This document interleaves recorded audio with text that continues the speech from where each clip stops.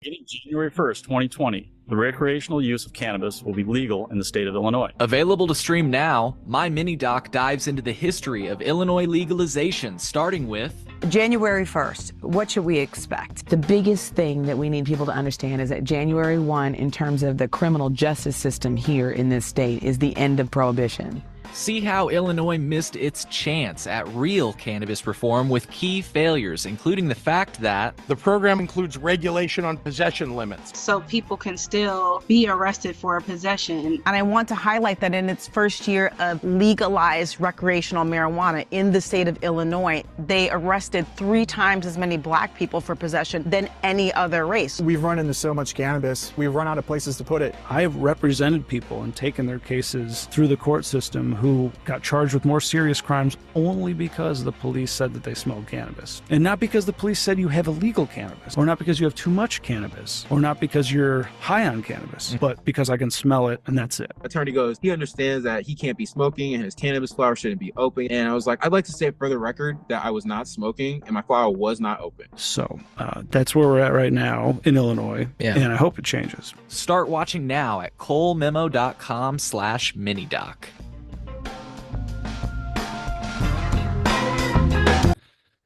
John, I just wanted to thank you so much for sitting down with me today. We'll get back to this here in a moment because I'd like to have you introduce yourself. But the reason we're gathered here today is because I recently read that at a VFW, immediately after lowering their flag to half staff in remembrance of 9/11, Missouri DHSS raided that VFW over hemp-derived drinks. Did I at least tease that story right before I have you introduce yourself? That is exactly right. I mean, it's crazy, but yeah, they raided a VFW. Yeah. Bad actors at that VFW, I tell you. Yeah, let's get back to that. John, do you mind giving yourself a brief introduction for my listening audience? Sure. My name's John Grady. I work for my wife at our farm, Slap Happy Beverage Company, and we run Slap Happy Hemp Company, where we make hemp products from what we grow. We are a disabled veteran-owned farm, and we are actually certified by the Homegrown by Heroes label by the Farmer Veterans Coalition. And we go to the farmers markets on Saturdays. We are your normal agriculture farmers, and we just have a little bit different product. We make all kinds of different products. One of them is a beverage, an adult beverage. It's used socially. And sometimes people don't like the fact that we have a beverage that has intoxicating properties. And so they try and skate around the law to ban us in multiple different ways. And they really do have really crazy efforts that they go to and lengths that they go to, like what's going on in Missouri. Yeah, and I thought maybe, of course, if you want to dive right in with the VFW story, we can, but I thought maybe, you were giving me a good background that kind of led up. You were describing how, some of this big marijuana money has been paving the way towards what has essentially happened. So maybe that's a good background before we get to the VFW. What do you think? Sure, yeah. I've been working to try and pass cannabinoid therapy laws in Missouri since 2013 or so. Mm-hmm. And over the years, I've seen how multi-state operator big marijuana farms come in and basically challenge and almost buy politicians and buy laws. In fact, the big marijuana industry bought 39 pages in the Missouri Constitution in 2022 when they passed recreational marijuana.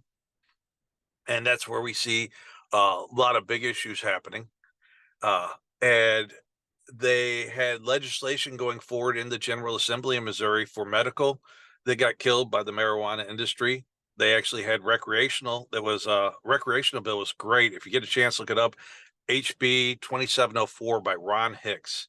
It was a Cannabis Freedom Act. It said if you could get a business license, you could have a cannabis license. It had great testing protocols, and it really demonstratized cannabis and hemp as a whole. But the marijuana industry defeated that. And like I said, they bought 39 pages in the Missouri Constitution that still did not actually legalize marijuana, because marijuana is still a controlled substance in the state of Missouri. That's why people can get felony charges. So they skipped that through. Then in 2022, they decided the hemp industry now is our biggest competitor, so we need to go after them. So they started filing legislation to ban the hemp industry, to reduce any THC in any products, to tell us that we can't even grow to the federal guidelines and standards we have of 0.3% THC or below. They were trying to do all kinds of stuff, and they've been doing that the last two sessions. That we defeated them in 23, and then we defeated them again in 24. However, the marijuana industry has its hands really tied into Missouri politics, really entrenched into there. And they gave the governor, and Forbes magazine covered this, they gave the governor $56,000 into his PAC, Mo Canatrade did, right before they came out with the executive order. And the month before, the Attorney General, Andrew Bailey, got 1.5, a little bit over, maybe 1.6 million from Mo Canatrade, and various cannabis personnel in the industry gave them that kind of money before these executive orders came out. And these executive orders, the Parsons said it was because the legislator wasn't able to control hemp. No, what it was is the legislator rejected the efforts by the marijuana conglomerates, cartels, whatever you want to call them, and said, no, we need to have fair, practical, and reasonable regulations on hemp. We don't need to ban this industry. It's a federally illicit industry. There's no way of banning this industry. Parsons didn't like that, so he made his executive order. Secretary of State Jay Ashcroft rejected his executive order not once but twice, and said it's unconstitutional, he can't enforce it because of the laws that are currently on the books. That didn't stop DHS from starting raids. So far, they've admittedly, to their own response, they have raided 74 facilities, found products in 42 facilities that they have either embargoed or destroyed, which means they took people's money without having permission. So they stole from people. They committed felonies in doing this. The enforced order, it's not effective, and it has been rejected by the Secretary of State as an unconstitutional element. Then you take it further. The next press conference, when they said they were going to talk about the bad actors last Tuesday, they came out and said, hey, we're not going to go after the good guys in the hemp industry that are doing the things right. We're going after the bad actors, the ones that are targeting children. So we all kind of had a little breathe of a sigh of relief, and we thought we were good. And then that very next day, my VFW post was raided by DHS agents looking for hemp beverages. Our post is a very forward-thinking post where we provide non-alcoholic alternatives, from just complete regular non-alcoholic to non-alcoholic hemp-infused beverages. And I think we're talking about doing mushroom beverages as well. So we want to provide for our demographic, the OIF, OEF veterans that are looking at these, and they may not do the alcohol anymore, but they might do hemp beverages and things like that. So that's what we're having out there for our members. And DHS thought that was a threat to children, I guess. So they raided us. Then after the outrage, when everybody was like, why are you raiding a VFW, came on, then they said, well, we got a complaint. An anonymous tip came in September 5th. And everybody goes, okay. So we had to investigate, because if anonymous tips comes in, we have to investigate. So we all said, okay, that's fine. But we understand the investigation, and nobody would be outraged had you come September 6th, September 7th, 8th, 9th, 10th, 11th, or not 11th, but 10th or the 12th and after. Right. But to come on the 11th, when you had that much time, 6 days to prepare for it, just shows an obtuseness that this isn't about kids. This is about paying back favors and debts owed to the marijuana industry, and the governor and DHS are definitely complicit in that. They're pushing this stuff forward in a way that just shows true RICO violations of racketeering, of just pushing the industry out because they got campaign contributions. Right. I mean, there's no other way to say it. You can candy coat it and kind of say stuff. DHS says it wasn't a raid, but if you go into Webster's dictionary definition of a raid, and here, I'll pull it because I have it right here stored, because I was mad when they said it wasn't a raid. It says under number 2, under Merriam-Webster, a raid is number 1 is a hostile or predatory incursion. That would be a predatory incursion by a small force. It also says sudden invasion by officers of the law. And that's what they were. They are officers of the law. Even though they're enforcing civil law, if we would not allowed them in, they were threatening to get prosecutors involved and all kinds of stuff. So they were using those tactics. So that is a raid. When government law enforcement entities, and like I said, civil or criminal, come in to your facility, and if you don't get them access, they're going to go a step further. That is what constitutes a raid. And for them to come out and say we mislabeled it or miscategorized it as a raid is just obtuse and asinine. One. And two, the fact that they actually planned this for September 11th, because there's no other way to saying it other than they planned it. This just didn't come in. They were investigating a tip. This came in September 5th, and they had to plan, okay, we need to go out to these stores and these places on September 11th. And somebody wrote down, September 11th, we need you guys to go visit the VFW. And it shows that there's no common sense involved, because it was just, we're going to go after the VFW after they did their ceremony honoring 9/11. We're going to demand that they let us in to inspect the facility, and we're going to tell them how we know the law, even though we're wrong. Because that's what prevented a lot of stuff from happening at the VFW. Members know the law. We have educated them. We had to do a vote before we had the hemp beverages in, so we got everybody well versed on the laws and what it was about. And we even educated them when this ban came out. We said, right now, they don't have the ability to do it. This is what it says. And we ran through the whole process and even told them about the Missouri Hemp Trade Association having a lawsuit against the government, and we were protecting their rights as they protected our rights before on the battlefield. And everybody was on board, and they were educated and knew, and they actually knew more than the DHS agents. And that's what the sad thing is. These DHS agents are going out harassing, thinking they're being the good guys, and they're actually being criminals when they're doing this. They're committing criminal vandalization of products and destruction of products. Yeah. And so they said they were, the impetus behind this was to protect children. Do you have many children that are members? Well, that's one thing. It really made the VFW state commander mad. He said, in our canteens are open to members only, and they're signed in guests. They are only allowed to be served at the canteen if you're 21 years of age. So there might be like a grandkid or something like that comes in, and some of our younger vets, they might bring their kid into the canteen, but they're not going to be getting drinks or anything like that. Their parents have to be there. There is nobody that's under 21 in there without their parent being present. Right. And especially too, when I questioned the press conference, the poison control, and I said, based on your own findings in 2022, of the 150 cases that came through, 125 were the highly regulated marijuana market, and only 25 were hemp derived. And of those cases, all of them but 2 were from kids getting into parents' medicine, recreational, whatever you want to call it, getting into their parents' containers and eating this candy. This wasn't people going and buying it from the stores or anything like that.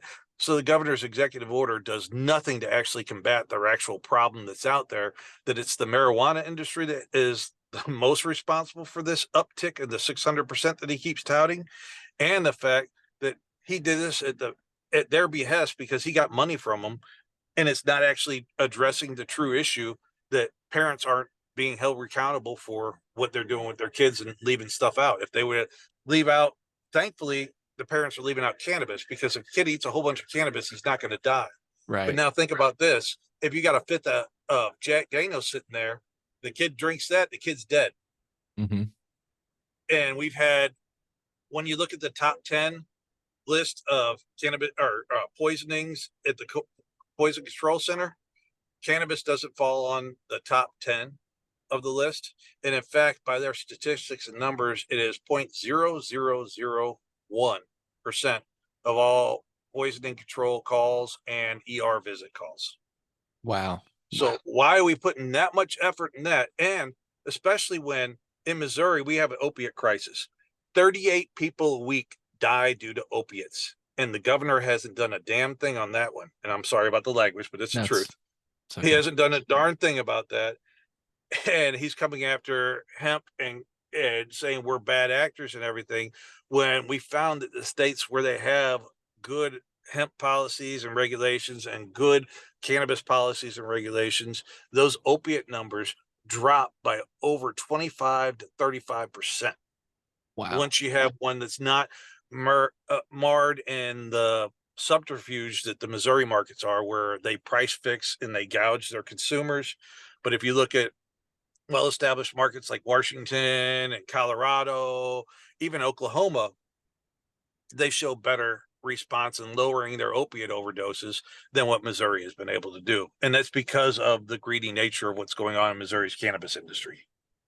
Yeah, well, and when you factor in that these beverages and a lot of these products are sold in southern states, you have to wonder what effect it's happening on the opioid crisis down there. I'm guessing it's similarly positive, giving people an alternative.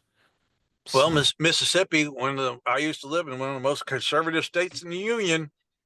They approved medical marijuana. They've also got a good thriving hemp program that people are in. I got some friends of mine that are veterans down there that are getting into hemp down there.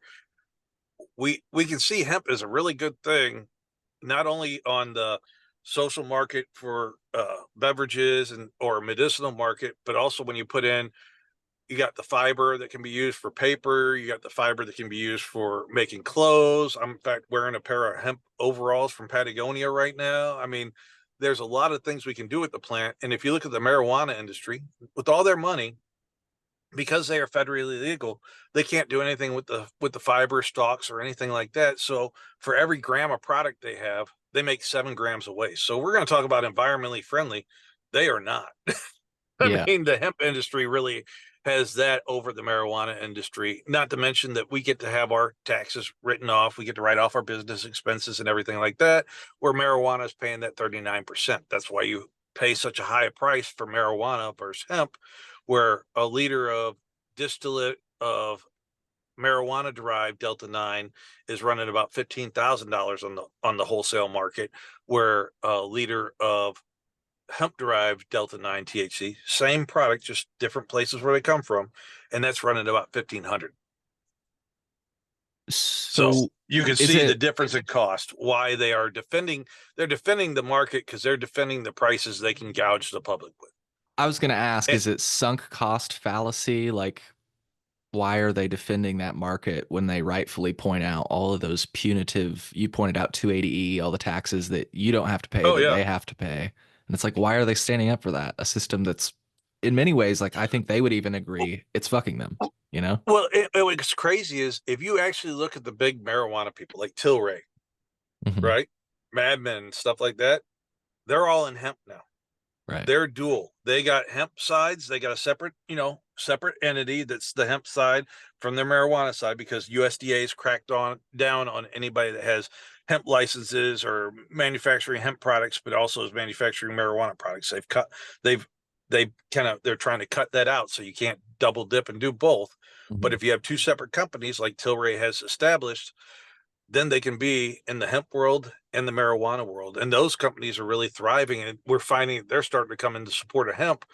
But at the same time, there's these multi-state operators that just have their talons into so many states. They're trying to reach into Florida now. I mean, you talk about a civil war between hemp and marijuana. Look at Florida. There was a lot of fighting to ban hemp outright in Florida that just won. Now, those same people wanted to ban hemp, want you to approve recreational marijuana in Florida while they try and go after hemp at the same time. Right. Yeah. So it's just a crazy time we live in. Well, I feel like you touched on this, but I wanted to just make sure that we did. I'm sharing the article, which I'll have linked in the show notes. It's from HermanAdvertiserCourier.com. And you said the truth is the governor's rhetoric about protecting children is a smokescreen. This wasn't about the kids. It was about using state resources to uphold promises to the marijuana industry while harassing veterans and small businesses while the opioid epidemic rages unchecked. My question is, what are you, when you're talking about the state using state resources to uphold promises to the marijuana industry, are you saying that because they donated so much money that there was because they donated so much money to Governor Parsons, he is using the DHSS agents as his personal Gestapo to root out hemp in Missouri for marijuana, because that's what they asked him to do when they gave him that money. It wasn't, here we're being nice and giving you $56,000. No, we're paying you $56,000 and we want this done now. And they must have something on Governor Parsons, because I can't believe how much he's gone on the attack on hemp since August 1st, when all the statistics that they keep on touting have been proved to be wrong, and really focus on the marijuana industry, not the hemp industry. Why are we still attacking the hemp industry and not actually addressing where he has purview, the marijuana industry? And one thing I do want to point out, the state commander for the VFW in Missouri said, as commander, I will work to ensure that every VFW post in Missouri upholds the right of its members to access legal products. We will not allow our government overreach to strip our veterans of freedoms they fought to protect. And remember, hemp, all its derivatives, salts, isomers, and everything is federally legal. So any attempt that they are having to ban hemp is basically going after a federally legal product. And I hate saying federally legal because it's legal. If it's legal, it's legal. We shouldn't have to say state legal or federally legal. Legal is legal. Marijuana is not legal. It's illegal. Right. No matter what they say. We have a tolerance in Missouri, but like I said, it's still on the controlled schedule. And that's why I said the marijuana industry bought 39 pages in the Missouri Constitution, because everybody thought they were legalizing marijuana, and because of the ballot language. But the reality is they did not legalize marijuana. They put a tolerance on toleration of marijuana. Yeah. I like to say that it sounds like you've done what we did in Illinois. We didn't legalize marijuana. We created a system to tax and regulate limited amounts of marijuana. Like, in other words, we decriminalize small amounts. You can purchase small amounts, but only from a small number of state ordained operators, right? So not completely legal, as I like to say. Yep. So it's crazy. It really is. Well, and if I could just add another fold to this, I feel like I'll be speaking to the VFW members before we close. You know, look, as somebody who defended this country, if you try to participate in one of these state-based cannabis programs, especially if you get a medical card, it's interesting. Oh, you lose your Second Amendment. I was about to say, it's interesting how the state gives you freedom in one way, but that freedom takes away one of your rights in another way. And I don't get the sense that that would be the case with this, because it's a federally legal, descheduled commodity, hemp, right? Right. So hemp protects your Second Amendment rights. Marijuana, while the courts have ruled now that just having possession and all that doesn't preclude you from having the right to own firearms. However, if you are a marijuana user and you go to purchase a new firearm and you do your background check, there is a specific question to ask if you are a marijuana user. And if you say no, you just committed a Hunter Biden felony. Right. If you say yes, they'll deny your background for weapons purchase. So you're kind of set at either in Missouri, you either commit a felony if you use marijuana, if you buy a new gun, or you hope and pray they don't have a breach of data and all. Oh, because in Missouri, there's a database of who all's in the medical program they keep. Right. They say they're not going to ever share with the feds, but they have a database. So we hope they don't have a data breach and it leaches out, because if it gets out to the feds, they can pull a Hunter Biden on you real easy. Right. Right. And so that's the biggest thing for concern, because hemp doesn't have that thing, because it is a federally legal commodity.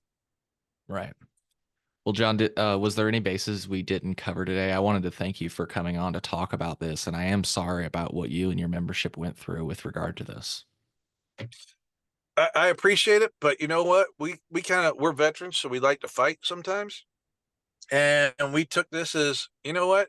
The governor just showed their hand. They're not really doing the right thing, and we're going to protect our veterans' right.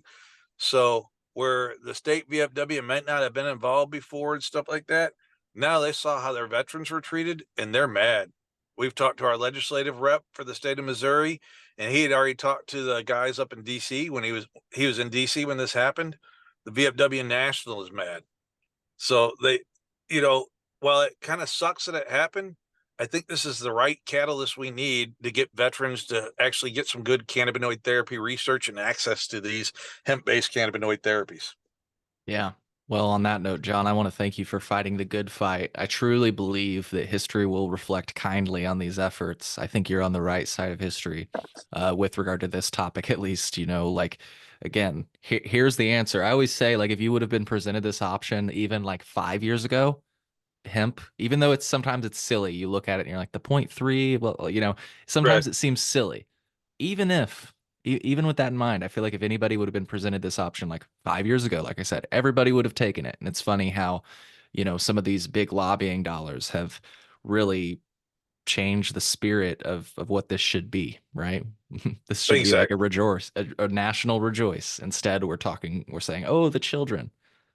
So. Because the children always, that helps with everything. Right. Look at gun violence in Missouri. Right.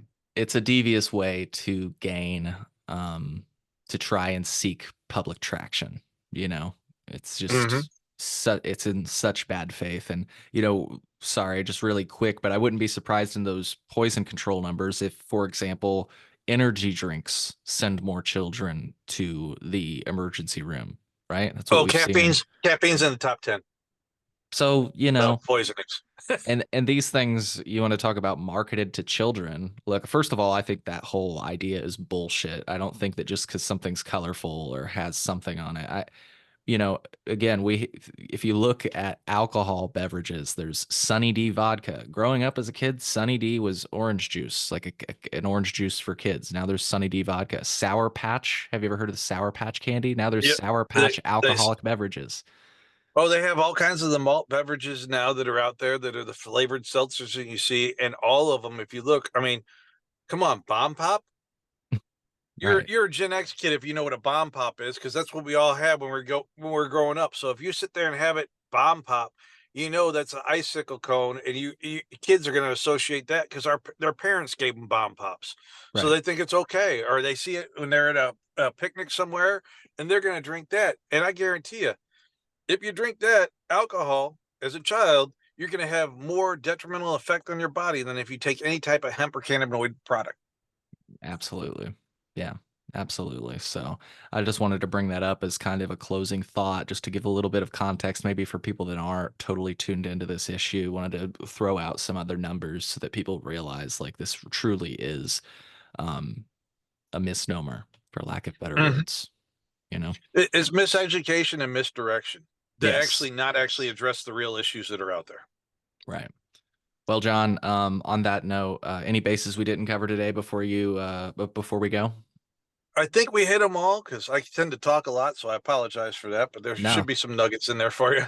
No, your listeners. This is perfect. This is how the podcast goes. I think everybody appreciates the long form conversation we just had. So, thank you again for what you do. Keep me posted. I truly do hope that we'll see hemp for victory, right? So, exactly. That's what we're shooting for. That's right. Cool. Well, I'll see you in the future. Like I said, keep in touch. I'll definitely save your number and I'll be watching what's going on in Missouri and I'll be rooting for you. Outstanding. We appreciate it much. Yep. Take care. Bye. Take care.